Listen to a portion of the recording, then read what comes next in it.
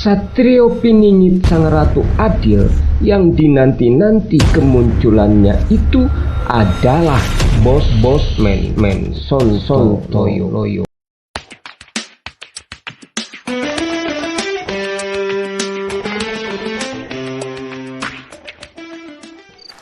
Bismillahirrahmanirrahim.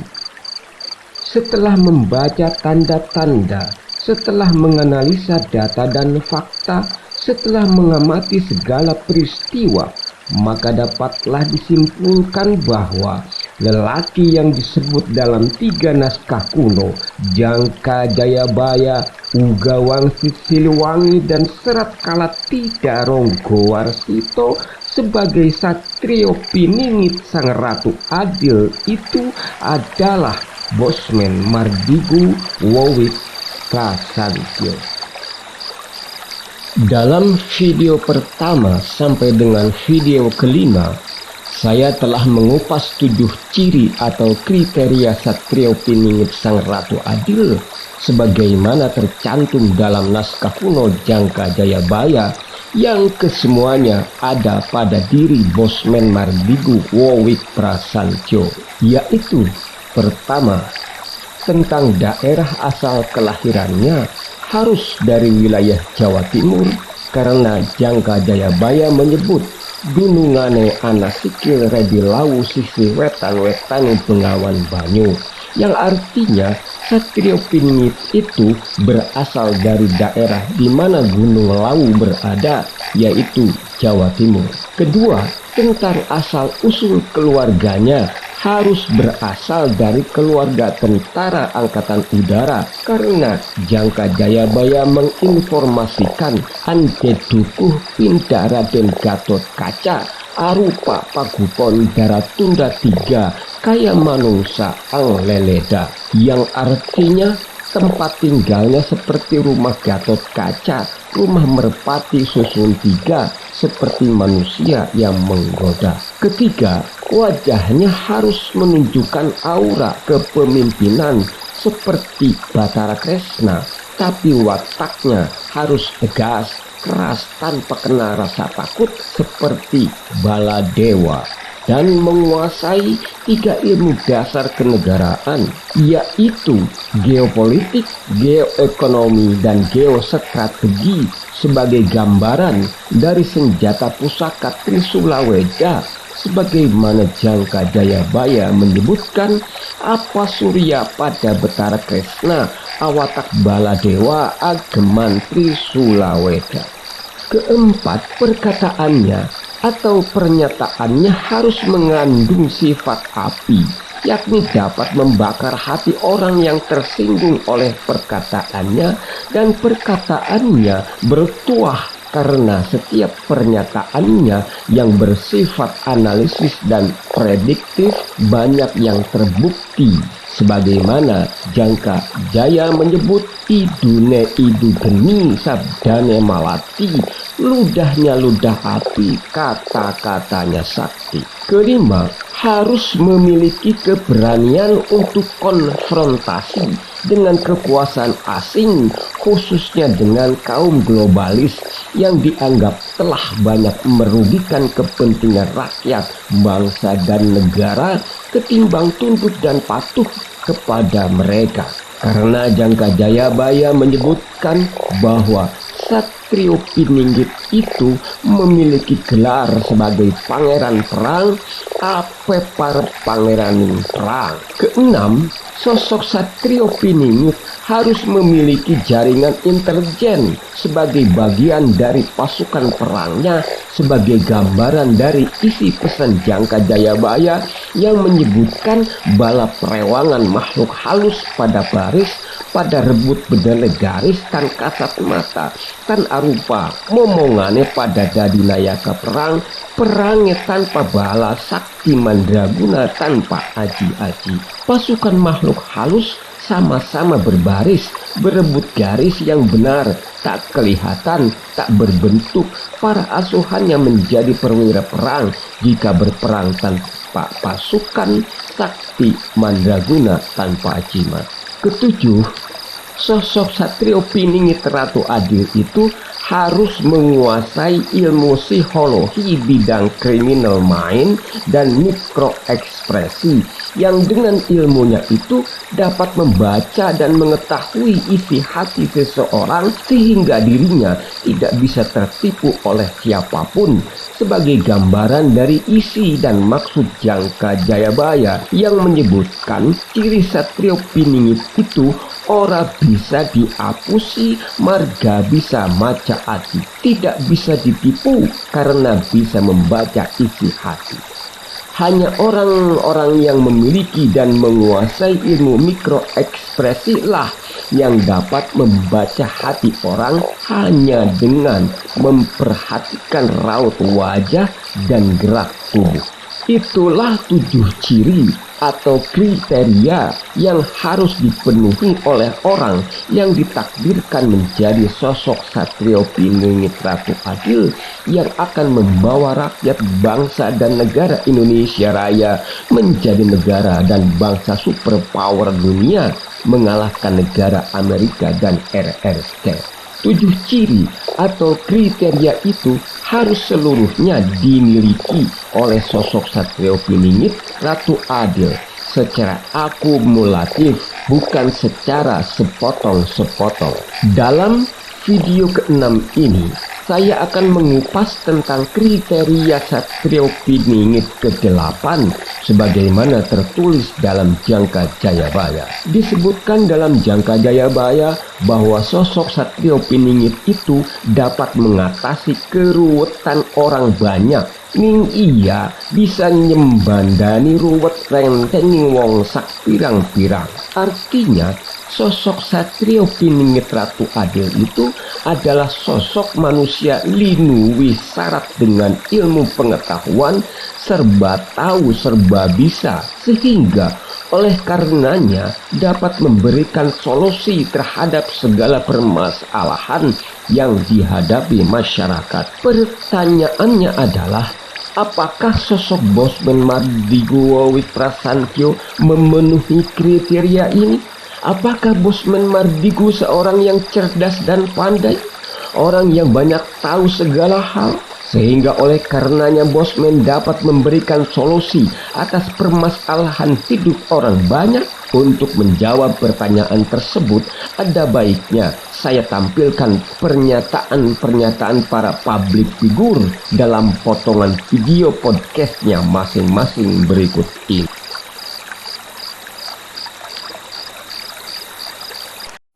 Pemirsa, malam ini saya akan kedatangan seorang tokoh penting yang sangat ramai menjadi pembicaraan.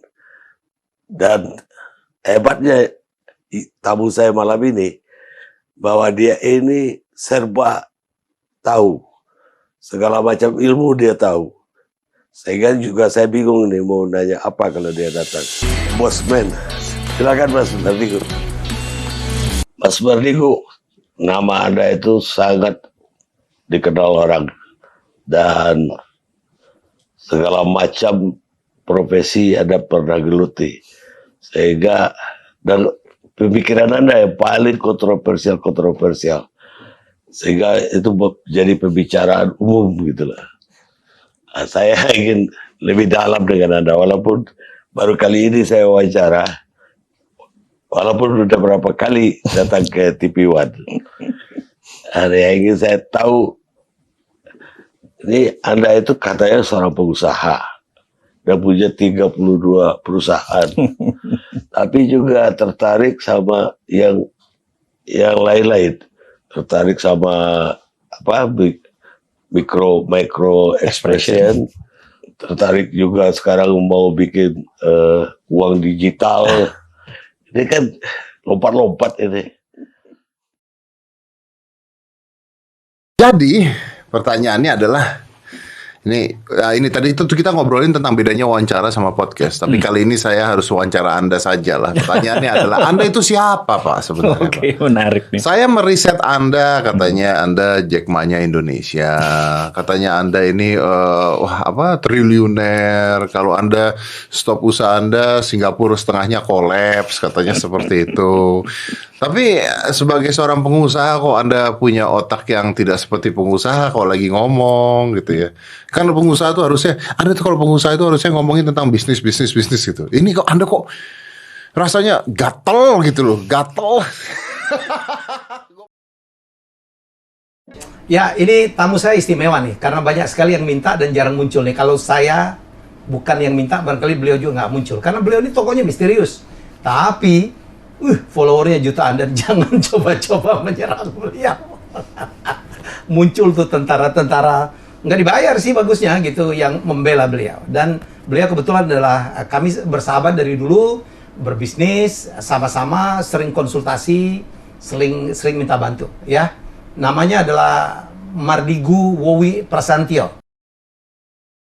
Hari ini gue pengen ngajak lu ngobrol-ngobrol tentang satu sosok yang kontroversial banget. Apa dia? Yes, kalian bener. Dia adalah Mardigu Wowi. Kita bahas yang pertama ya, tentang sosok. Nah, kenapa ya? Ada apa nih dengan dia? Tadi di awal udah gue kasih tahu nih, ini orang nih kontroversi banget. Ibarat rujak nih, dia campuran berbagai buah ya, duren sekalipun dimasukin ke dalamnya kali ya. Lu bayangin ya, pada satu sisi dia orang yang punya background santri. Tadi gue bilang ya, nama Sontoloyo itu datang dari pamannya Ustadz yang punya pesantren gitu ya. Jadi background itu santri banget gitu ya. Tapi dia belajar psikologi dan nggak di Indonesia bro, di Amerika ya. Dia belajar di San Francisco State University. Jadi bachelor degree-nya di dalam psikologi, kemudian master degree-nya dia belajar applied psychology yang itu fokus di dalam membaca criminal minds. Gila, kayak film ya. Dan itu dikaitkan juga sama forensic investigator. Jadi latar belakang pendidikannya aja tuh unik gitu ya. Gue yakin gak ada di antara lu yang belajar tentang criminal minds. Nah, no wonder kemudian ketika berkarir, itu karirnya juga gak kalah spektakuler ya. Pada satu sisi teman-teman sekalian, dia pernah jadi banker walaupun gak terlalu lama. Kemudian juga dia memimpin satu perusahaan investasi ya teman-teman sekalian. Tapi dia juga adalah seorang interrogator dan juga investigator untuk kejahatan-kejahatan khusus. Salah satu yang utama adalah terorisme. Ya, karena mungkin tadi memanfaat kemampuan dia tadi membaca pikiran ya, criminal minds tadi. Dia juga pernah jadi staf khusus dari Menteri Pertahanan, kemudian dia juga sempat aktif di Komite Ekonomi dan Industri Nasional gitu ya, khusus di satu bidang yang membidangi masalah energi. Nah teman-teman sekalian, dia sempat punya beberapa perusahaan walaupun kemudian dia udah lepas dan dia sekarang praktis ya, formally udah gak punya perusahaan sama sekali. Makanya dia bisa mencelok kemana-mana. Tapi dia masih jadi semacam semacam mentor, advisor gitu ya untuk bisnis. Setiap Mas Bobi prediksi ketika itu dolar bakal 14, bakal 15, itu 2 tahun yang lalu. Okay. Kemudian soal geopolitik, soal begitu banyak hal yang Mas Bowi prediksi, semuanya tepat. Dari pernyataan-pernyataan para publik figur tersebut, nampak jelas dan gamblang menunjukkan tentang kapasitas dan kapabilitas sosok Bosman dalam hal keilmuannya. Dia seorang pengusaha tapi faham tentang kriminal, faham tentang ilmu intelijen. Dia seorang psikolog tetapi faham tentang ilmu ekonomi. Dia bukan politisi tetapi menguasai ilmu kenegaraan. Dia bukan paranormal tetapi ramalannya banyak yang tepat dan terbukti. Dia bukan budayawan tetapi ketika dia sudah menelurkan banyak novel dan puluhan buku hasil tulisannya, maka dia sudah berbuat seperti seorang pujangga, sastrawan dan budayawan. Dia bukan ahli agama, tetapi dalam hal mengamalkan syariat agama dia lebih dahulu mengamalkannya. Salah satunya adalah perintah menyantuni dan melayani anak yatim. Bosman Mardigu sudah lama melayani dan membina ribuan anak yatim yang dihimpun dalam lembaga rumah anak yatim Indonesia. Ini bukan hoax, ini bukan teori, bukan pula permainan kata-kata tanpa bukti. Ini adalah fakta yang didukung oleh data tentang rekam jejak Bosman Mardigu Wowick Prasantyo yang saat ini sudah terbuka di publik yang tersebar dalam berbagai jenis media sosial. Adapun tentang keruwetan permasalahan hidup orang banyak yang telah dijembadani atau dicarikan solusinya oleh Bosman Mardigu adalah mengenai keruwetan bidang ekonomi. Permasalahan bidang ekonomi adalah permasalahan primer hidup orang banyak. Bahkan tujuan dibentuknya sebuah negara adalah untuk mewujudkan kehidupan ekonomi masyarakat yang adil, makmur, dan sejahtera. Kendati pun Negara Kesatuan Republik Indonesia sudah hampir 76 tahun merdeka, namun faktanya kehidupan ekonomi masyarakat yang ideal sebagaimana isi dan amanat konstitusi negara belum dapat diwujudkan. Padahal jika merujuk kepada geografi Indonesia sebagai negeri agraris yang kaya raya sumber daya alamnya, seharusnya bukan Amerika atau RRT yang menjadi negara besar dan maju di dunia, tetapi Negara Kesatuan Republik Indonesia Raya. Namun oleh karena Indonesia terlalu lama menjadi bagian negeri jajahan kaum globalis cabal, maka kondisi ekonomi masyarakat negeri Jamrut Khatulistiwa ini masih terdampar di peringkat bawah. Karena menyadari hal itu, berbarengan dengan kemunculannya di publik, Bosman Mardigu menawarkan berbagai solusi mengatasi permasalahan ekonomi masyarakat, mulai dari masyarakat kelas menengah bawah sampai masyarakat kelas atas, bahkan untuk mengatasi keruwetan ekonomi negara. Untuk mengatasi masalah permodalan para pengusaha, usaha kecil dan menengah, muncullah Santara. Untuk mengatasi permasalahan investasi yang anti-inflasi, muncullah Dinaran. Melalui Dinaran ini, rupiah yang diinvestasikan berunderlying emas sehingga akan aman dari inflasi. Sedangkan untuk mengatasi keruwetan ekonomi negara, Bosman Mardigu mengusulkan konsep modern monetary theory. Konsep MMT inilah yang akan diterapkan oleh Bosman Mardigu pada saat dia naik tahta sebagai Presiden NKRI ke-8. Dengan konsep MMT itulah Sang Ratu Adil akan membangun Indonesia Raya menjadi negara superpower dunia dalam waktu singkat yang dapat mengalahkan Amerika dan RRT. Dalam rangka mencerdaskan masyarakat agar bisa merubah dan mengatasi kondisi ekonominya, Bosman Mardigu tanpa lelah terus menebarkan ilmunya dalam berbisnis. Mayoritas isi materi videonya dan juga sejumlah seminar yang digelar adalah berkenaan dengan bagaimana cara sukses berusaha dan berbisnis. Salah satu videonya yang berkaitan dengan cara merubah ekonomi masyarakat adalah sebagai berikut. Kamu tidak akan berubah menjadi lebih baik selama kamu menggunakan mindset pola pikirmu yang lama. Itulah perkataan mentor saya yang juga bapak angkat saya. Begini dia melanjutkan penjelasannya. Kalau kamu saat ini bekerja atau berwirausaha setiap bulan katakan dapat 20 juta bersih. Selama kamu tidak merubah bisnis modelmu, maka diperkirakan pendapatanmu hanya akan segitu-segitu saja. Atau segala rutinitas yang kamu lakukan sekarang, kamu mendapatkan sejumlah penghasilan.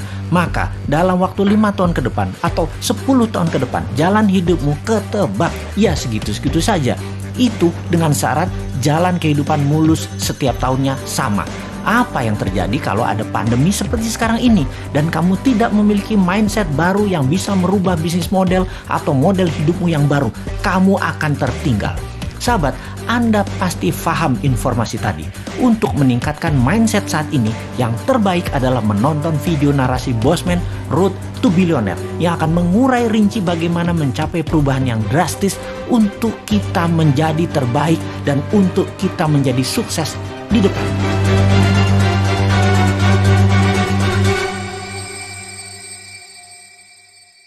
Itulah kriteria ke-8 Satrio Piningit Ratu Adil sebagaimana tersebut dalam Jangka Jayabaya yang juga telah digenapi oleh sosok Bosman Mardigu Wowik Prasantyo. Kriteria ke-9 dan seterusnya akan kita bedah dalam video berikutnya.